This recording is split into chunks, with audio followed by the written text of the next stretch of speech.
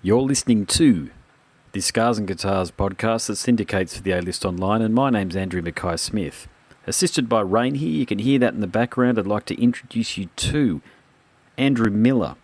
He's from a Fremantle duo, which is all the way over there in Western Australia, called Yo-Yo Sun, and the reason for the conversation with Andrew is to promote his stellar new single called Wish I Was Brave, which is taken from the new album, which will be released. It might even be out there by now, actually. I should have asked him that, but it'll be released sometime soon. If it isn't, the date today is 25th of June 2019, so around about this date here, it's called At First Light. Let's have a listen to what he has to say. Here we go.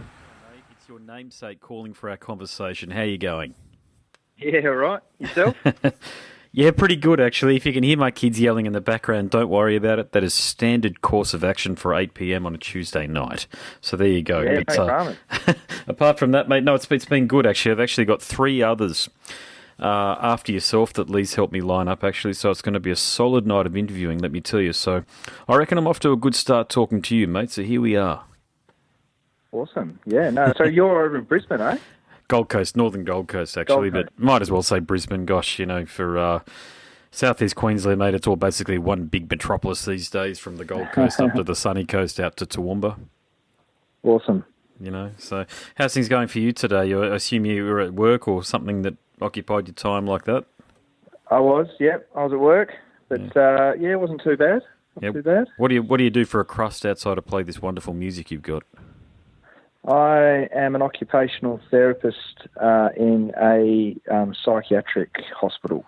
Holy moly, the stories you could tell. Yeah, there's certainly plenty of stories. Yeah. And I also run a recording studio for people with diagnosed mental illness. Rightio. That's a very noble profession you've got there, I must say. Jokes aside, you know, I mean, that's doing what you're doing. I mean, mental illness is a very serious thing, and I think it's awareness in society, as you no doubt are aware, is growing. And people, there's not so much the stigma around it these days, I feel. Or would you disagree with that?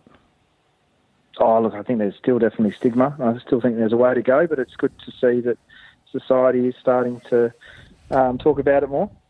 Indeed, yeah. So how do you juggle everything then? You've got music, you've got the recording studio, then you've got your occupational therapy, your career, if you like, your profession, if you like. So how do you make time? It's certainly busy. Just try and make the time. I never stop really, but that's not a bad thing. I'm doing what I value, so that drives me. It does, yeah. That's a really good point right there. If you're doing what you've been put on God's green earth to do, it's not really work, is it? But in saying that, you've got to have the energy, and you've also got to be aware of the commitments you make, and if you can keep the commitments and that sort of thing. And recording studios, I've never run one, but I've been in a fair few in my time, and they're always fairly chaotic environments, to say the least, with people wanting things yesterday and people not turning up for sessions. And then you get the prima donna thing when people come in and think their music is wonderful, and why doesn't the rest of the world understand it? So do you run that locally, or do you run that out of your home? Or tell me a bit more about that one there. So that's actually through an art therapy centre. So, I have clients, people diagnosed with mental illness who come in, and we meet their therapy goals through music. Okay, so it's dedicated to that. It is. Wow. All my clients are just people with diagnosed mental illness. So you'd be about one of the only ones in Australia, I reckon. Oh, look, I don't know how many people are doing it, but it's not all about the end product. It's about the experience and the process, yeah. Process and the experience and the sense of community in the studio. But I endeavour to try and get the mixes sounding the best I can. So yep. I tend to stay up late at night and try and what it's like mixing and that kind of thing. So just trying to give back people the best version of themselves, when they listen back. It's a really good way of putting it. And I bet you really enjoy seeing the excitement of people when they see the end product there. They've toiled and they've followed your instructions, no doubt, and they've been very dutiful and rehearsed and all the rest of it. And then you give them this wonderful product at the end of it and say, this is you, this is it. Yeah, some of them can't believe it. It's awesome. That's the rewarding part. I bet. Yeah, for wow. sure. How long have you been doing that for? It's a pretty new venture, the studio. That's probably only about 6 months old. Yeah. Rightio. So But you go on. recognised. Sorry, no. Well, you recognised there was obviously a need for it, and how did you recognise that there was a need for it?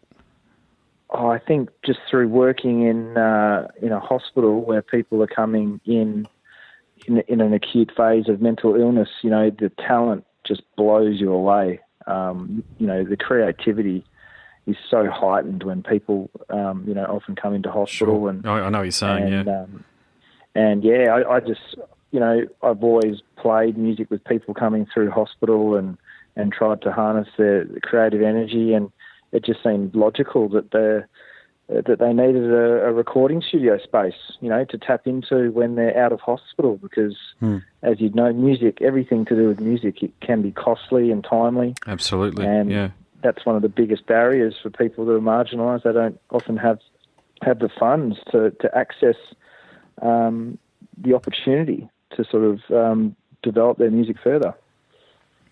So, developing their music further, you give them an opportunity to record, and do you have a lot of people come back for a second and a third go? Like, obviously, you've got some really talented people in that mix there, so you must be something of a lightning rod for the community to express themselves. So, you must have some people where you recognise that talent and go, hey, listen, we better further this. This is something that is very rewarding for you, and I think people need to hear this. So, as I say, do you get a lot of people coming for repeat visits?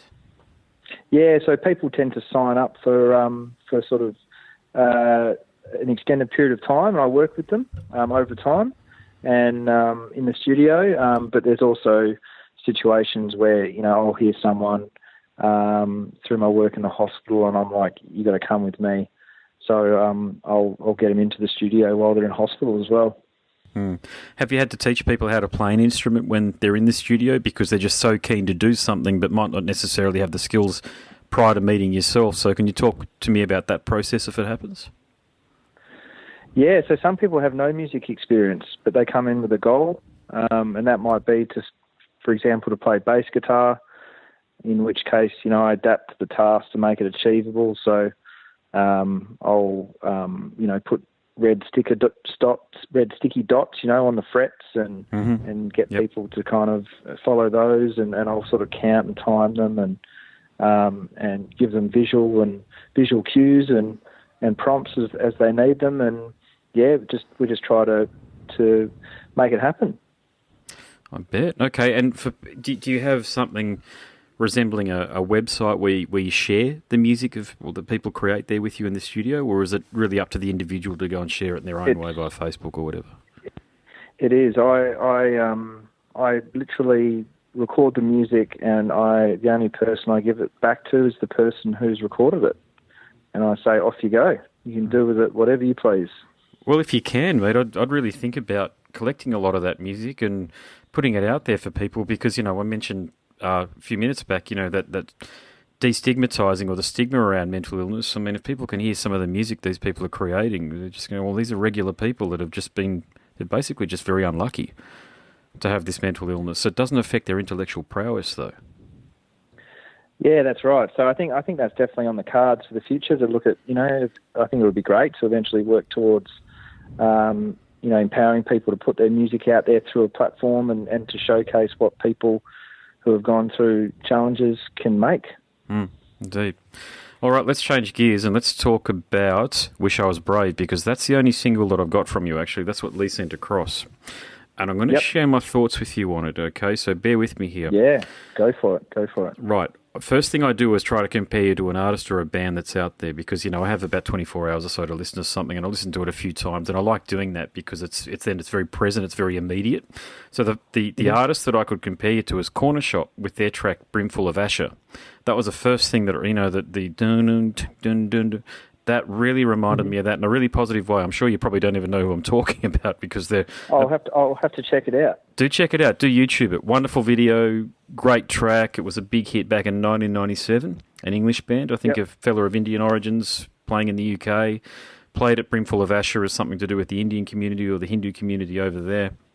And really cool track, and it reminded me a lot of that, man. So big props for that, because I haven't heard a track that has that kind of. It's laid back, but at the same time, it's very upbeat. I don't know how else to describe it, but that's really how I felt about it. So the next point would be laid back, beer on a sandy lagoon, camping vibes. That's what I got. Yeah, no, that's good vibes. You know, we're all about the campfire vibes for sure.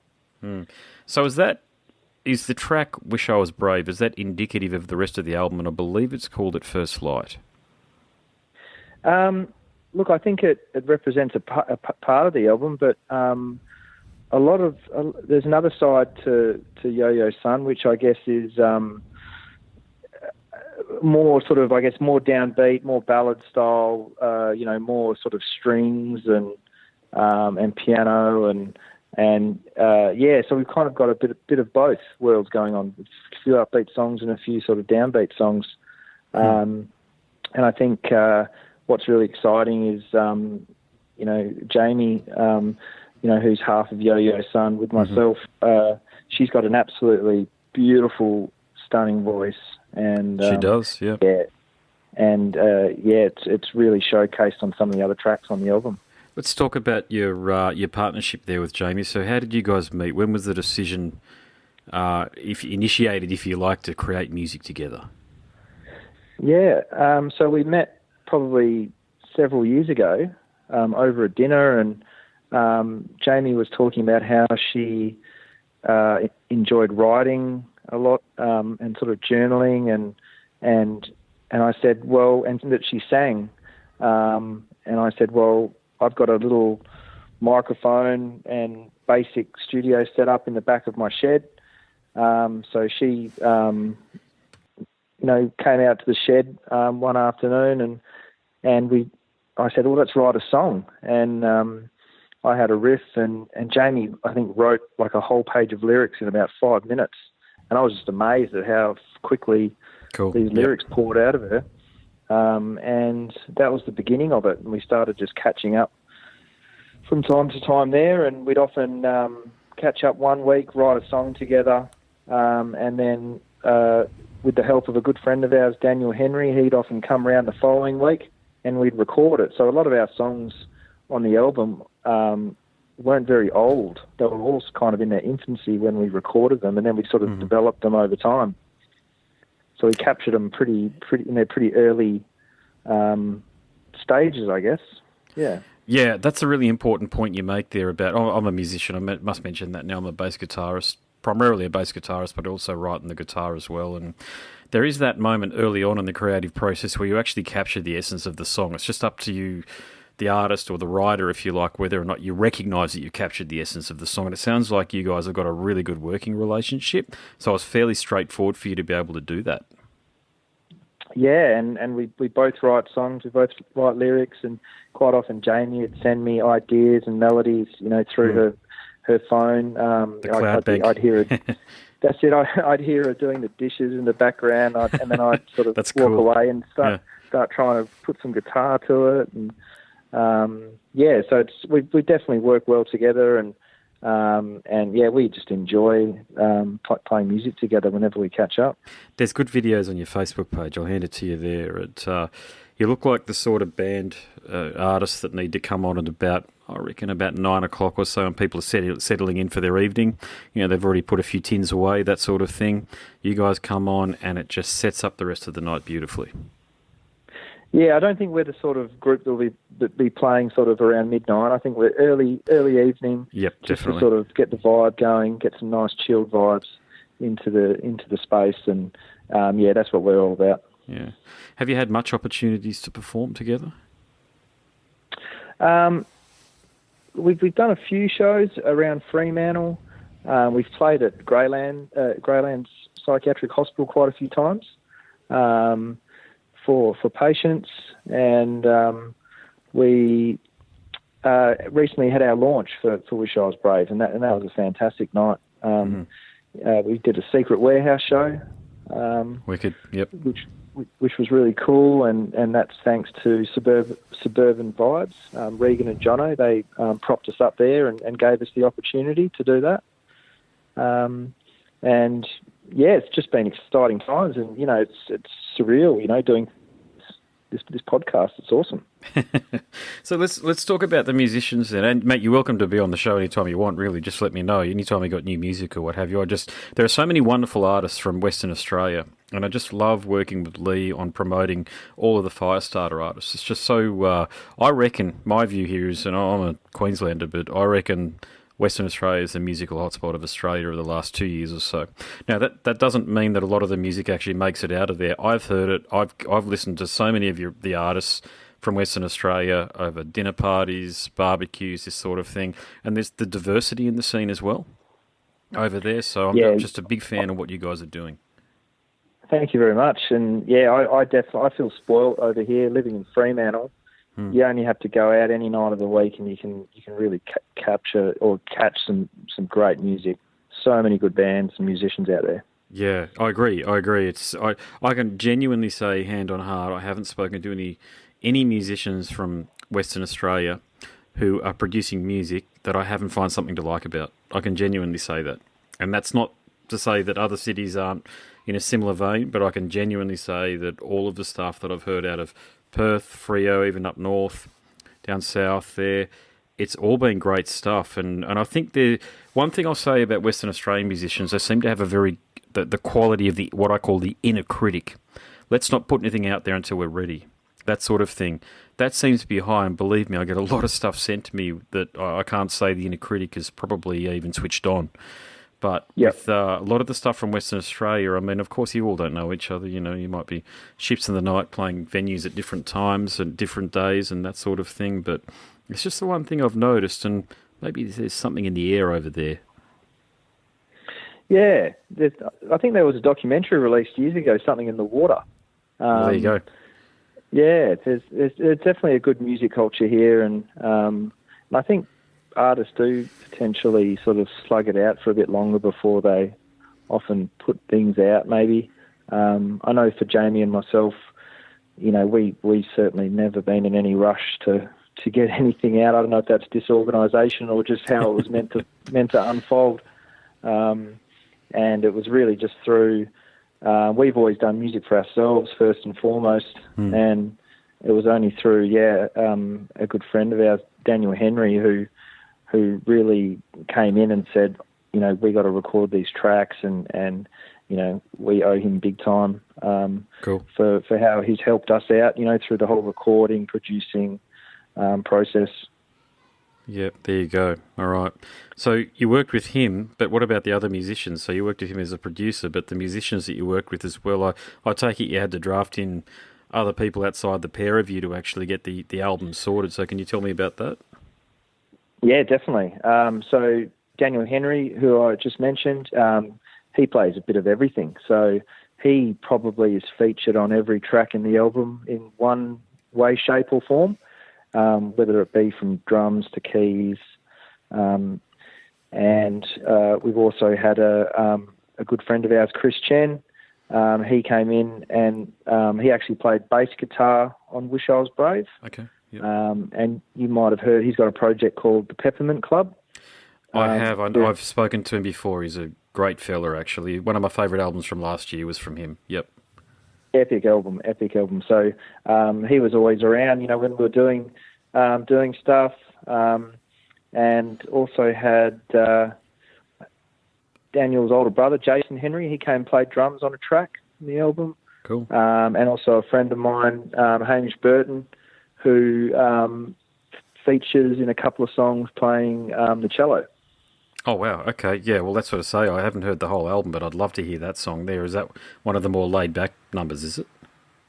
It is, yeah. And, yeah, funnily enough, we actually got the WA Song of the Year WAM Awards tomorrow night, and we've been nominated for one of the categories, and that's one of the tracks he plays the cello on, one of our songs, City. Well, fingers crossed. Actually, that was a really good point about the WAM Awards there, and I'll just sort of link it back to something we spoke about a moment ago. But maybe because you've actually got an independent award system over there, we have some over here, but they're not called like the Queensland Music Awards, like the Whammies. But because you've got that, I think you've got something to aspire to, even subconsciously. And I've spoken to a lot of the artists that have won categories heaps of artists that have won categories in it, and they're thrilled to win it. It's not like, remember that thing in the 90s, if you might not be old enough to remember this, but back in the day, if you won an ARIA, you'd see the artists, and I won't name them, everybody can go onto YouTube and check it out, but just about all of the Aussie artists through the 90s, winning an ARIA seemed like a burden. And I was an aspiring musician. I thought, well, that's bullshit. You know, I mean, you're being recognised by the industry for your accomplishments, and you've been given credit for the wonderful music you've got out there. So you might as well acknowledge that the industry's acknowledging you. And I think that does happen over there with you guys. I think that even subconsciously, I don't know, you know, who knows, but it just, I think having an award system in place can't hurt, put it that way. Oh, look, we're absolutely stoked and excited to be nominated. It was something we certainly didn't see coming. So yeah, we'll enjoy it. I'm going to enjoy touring on, get amongst it. What about touring plans then, and the promotion of the album? What have you got in store? Yeah. Oh, look, we're just looking at just doing as many gigs as we can, and we're just going to take it as it comes. As I said, we've always done music for ourselves, so we're putting absolutely no expectations on ourselves. We're just going to enjoy the process of releasing our tracks. So we're going to do a few more single releases and then drop the album, and we're just going to enjoy the whole process and just see what comes of it, really. Yeah, great attitude. Really good attitude. Because, I mean, look, you probably don't have a big machine behind you, i.e. a lot of cash behind you. If it catches on, it'll probably do it virally over Facebook or Twitter or whatever other social media platforms are out there these days that are the flavour of the month. But I think you've got a really... Just talking to you, I can sense you're a calm fella and you've got a great outlook on things. And especially with this year, that's the best outlook I think you can have. And, you know, the creation of this music will stand the test of time because it's come from a very authentic place. And I can tell that just from this one track that I've heard from you guys. You know, and I think the whole idea of musicians creating music and then trying to work out how they can obtain an audience. I'm at uni these days, so I'm studying social media, and it is so, mate, let me tell you, it is a hard thing for even us to get our heads around. And I'm doing journalism with a major in social media, and it changes literally every week. And country to country too. You go to the Philippines, there's a different sort of social media that's popular there. In Japan, there's a different one. It is so difficult to really get a grasp on it. The only thing I can say to anybody listening, if anybody tells you they're a social media expert, they're full of shit. Because there's no such thing. And just to link it back to what you're doing, I think music like yours is music that you can pick up in a listener I'm talking about can find it on Spotify or Apple Music or whatever they'll both will be called in 10, 15, 20 years' time and find it, and it'll still sound relevant. And I think that's a real accomplishment. You know that? Beyond anything else, I think it's a wonderful... I think there's something nice knowing that it's going to sort of, I guess, just sort of float around. And who knows who's going to listen to it? That's the exciting thing. And who knows who's going to enjoy it?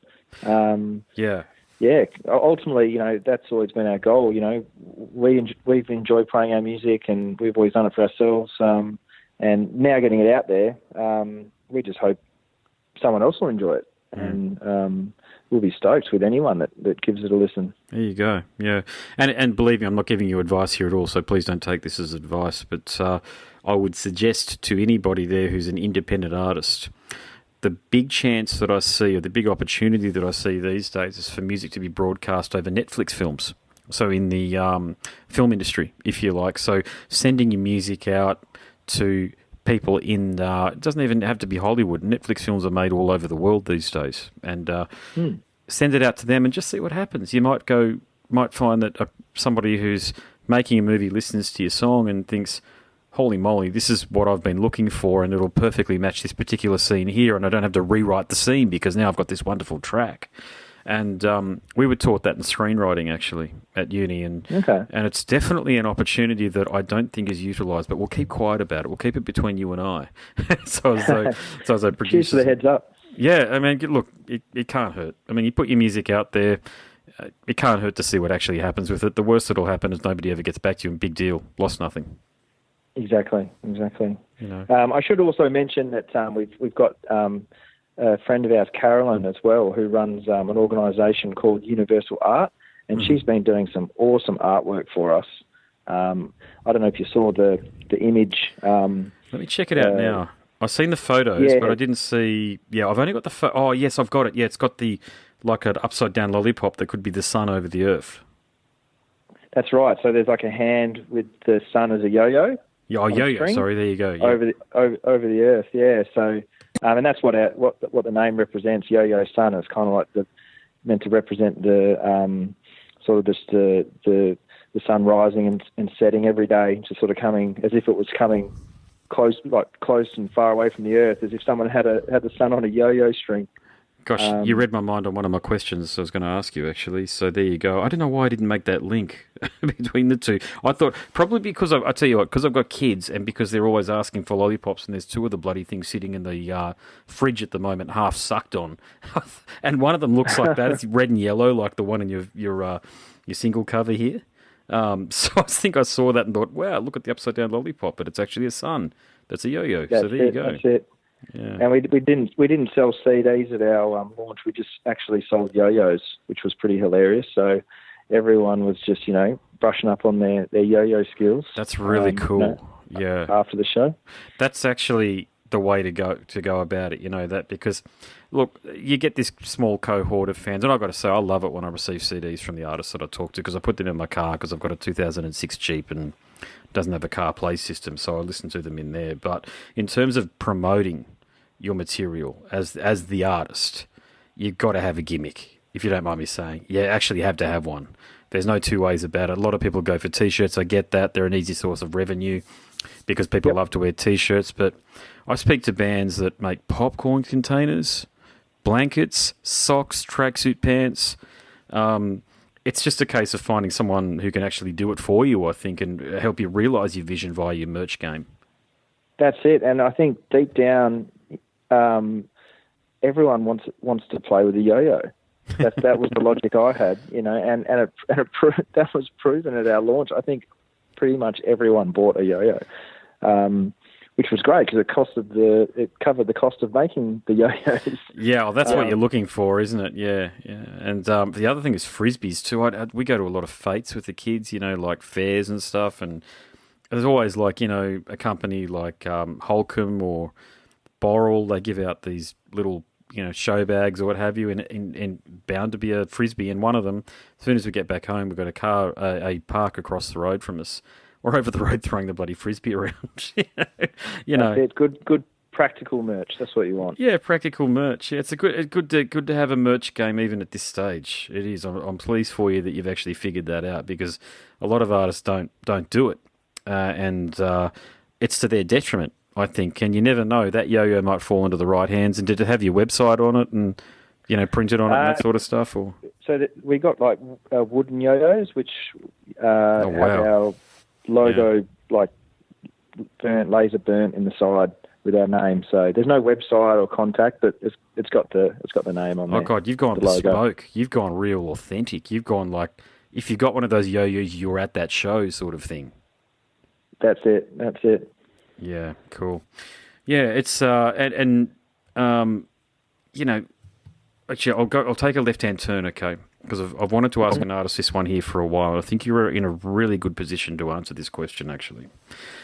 It's debate rages about musicians' role in society, especially because a lot of creative types don't necessarily fit into traditional role structures, i.e. in an office, in a city, in a cubicle. God knows I didn't. And I hated it, to be honest with you, now that I look back on it. And I did it for almost 15 years, in and out. But didn't hate it. But I liked being out on the road a lot better than I liked being in a job like that. But my question for you is, do you think that musicians should be subsidised for being creative, regardless of their output? Just for being creative, as long as you get a certification, that sort of thing, to say you're a bona fide musician, you perform in bands, or you're a creative type. So as I can't be ruled, I don't know how people would do that, but let's just go into a hypothetical scenario for a moment. Do you think that musicians should be subsidised for being creative? I think why not? I think it's still people putting in their time and energy, and I think it's sad that society just values certain forms of I guess, productivity and efficiency, and that sort of means that things that make the cog go round. But I think music does as well. Like it plays this massive role in society in I guess showing people something organic and authentic, and it's what people can relate to. And it's so emotive, and there's so many benefits to music. Like music is a universal language itself, and people that are creating music and putting their energy and time into it should be able to do it in a way which means that they're not, scouring for money and trying to make ends meet. I'm all for that. I've spoken to some musicians, not on the podcast series. It's the first time I've asked that question, actually, in almost 400 episodes. So there you go. But I've spoken to musicians that just mates or whatever, and they say, well, there's already the dole, and that's the musician's subsidy right there. I thought, okay, hard to argue, I suppose, but there's always a bit of a stigma that comes along with being on the dole, I think, for a lot of people. But just to your point, I tend to agree with you, actually, on that one there, because my ultimate view, it's almost a life philosophy for me, but if it wasn't for the... And I think this is true. I truly believe this. If it's not for the musicians, the artists, the weirdos, the vagrants, the magicians, the jugglers, the types that I'm talking about, these are the creative types. These are the ones that are actually basically conjuring something from nothing. Okay? Musicians especially, so artists as well, meaning painters and people who put together all various types of art for people to look at and to interact with. And if it's not for them, what's left? We're sort of devoid of humanity, really. Exactly. It's just a tough one. It's just, how do you reconcile good art and bad art? So how do you reconcile somebody, basically, to be quite frank with you, that is lazy and says, well, I'm a musician too, so let me do that. And you go, no, you're not. You're just rorting the system. It's impossible. Yep. I get that it's impossible to do that. But should we sacrifice the wonderful benefits that would come with giving musicians a subsidy via, let's call it a universal basic income, because... I'm not a socialist by any means, believe me, but I actually do believe in that. And I think with the rise of automation, and it really concerns me, the volume of people that are employed in retail in Australia, because most of those jobs are going to be redundant within 20 years. Certainly, just going by the statistics in terms of how quickly that sector is shrinking. And how many roles are actually available. And I know for a fact a lot of people that work in retail are working in retail because they're musicians. They're there to supplement their income from music with working in retail. So there's a lot of merit to it, but I don't think it'll ever catch on, to be honest with you. I think it's just something that musicians will agree upon themselves as worthwhile, and the non-musician types, aka the politicians of both flavours and streams, all flavours and streams, they'll never be convinced. It won't ever be something that'll ever be put on the table at an election time, that's for sure. There are other, apparently more important things, and I don't necessarily disagree with that on one level, but I think it's something that should be talked about. Yeah, definitely, without a doubt. I think it's criminal when you go around and watch artists and there's some incredible artists floating around, and and they're trying to make ends meet. I mean, to me, that's criminal. They should be. Be supported more so they can create more. You know what I mean? I think, that's what I reckon anyway. I think if there was a model where there were, I hate to use the term here because of my almost 15 years at Telstra, it sort of got drummed into you, but I was an account executive there, right? And one of the buzzwords, KPIs, key performance indicators.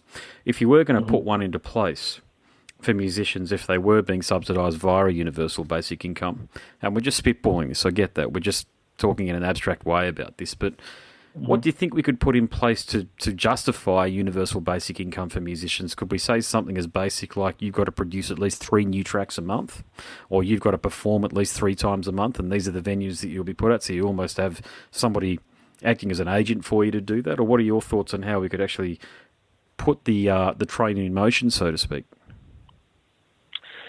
Oh, that's a very tough question. Why not, mate? We'll go there, though. Yeah. Look, I think it's so hard to put a KPI on music and art and creativity. I think that's that.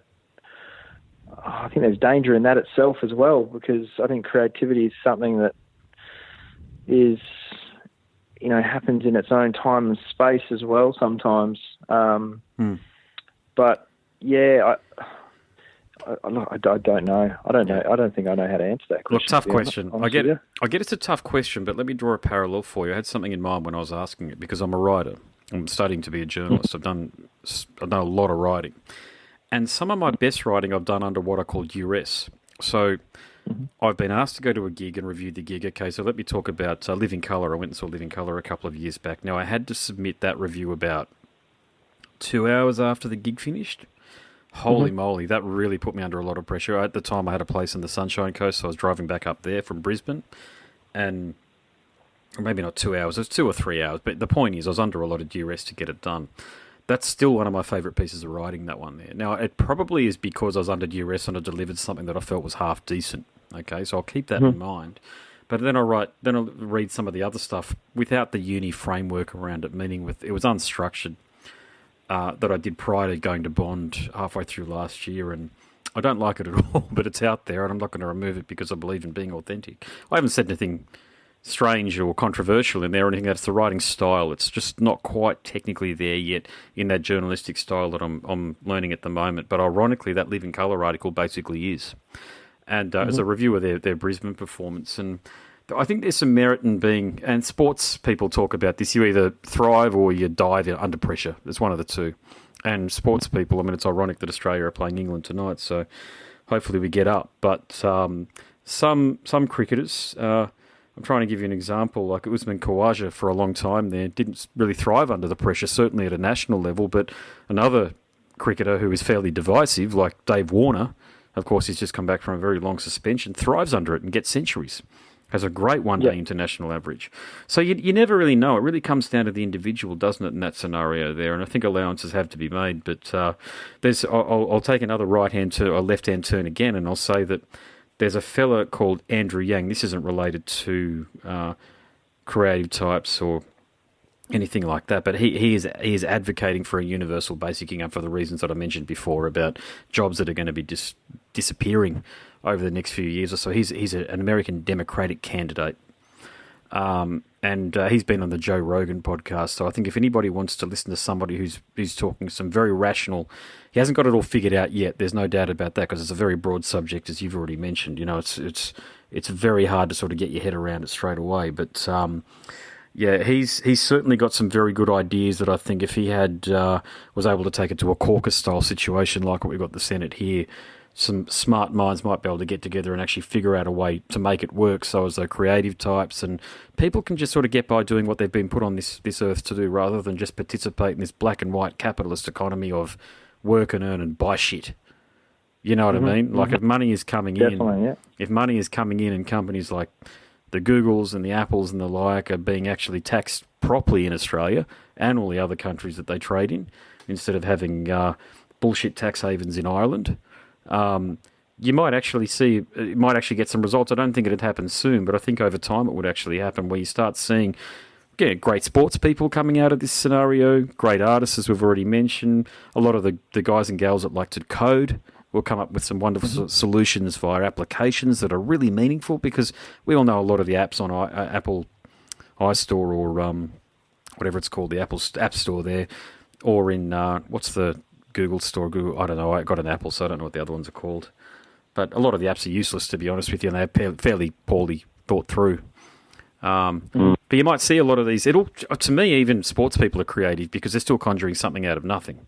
Meaning that, they hit a ball a certain way. It hadn't been done it will never be done that exact way again, And they train bloody hard, these guys and gals. They really do. I really admire sports people, I've got to say. But there's real merit in all of that conversation. And I know it's a big one, man, but thanks for participating in it with me because I haven't sort of brought it up to this level before. But it's something that's been on my mind for a while. Yeah. No, it's definitely interesting concepts and topic. No doubt. Mate, we'll wrap things up, but for the audience, how can they get in touch with you? How can they listen to the wonderful music you're creating? Yeah, so we're on all the music platforms, so Spotify and Apple Music, and we've got a Instagram, yoyosun_Freo, and we've got a Facebook page as well, Yo-Yo Sun Music. And yeah, people can just jump on board, have a listen, and we'll keep people updated with any new releases coming out and any shows coming up. The cool thing is most of my audience is in the States, is in the US. So that's what the other thing I love doing is giving Australian artists exposure to the American audience because, over there, mate, 260 odd million people. It's the commercial bonanza if you can crack it. And, even if you get a tiny, minuscule fraction of that, you never know. You never know what could happen. Yeah, well, to all those Americans out there, please spread our music. We want to come to it. We want to come to America. Good on you, mate. You have been listening to the Scars and Guitars podcast series that syndicates for the A-List Online. My name is Andrew Mackay-Smith, and that interview subject was Andrew Miller from the Fremantle-based act Yo-Yo Son. Thanks so much for listening.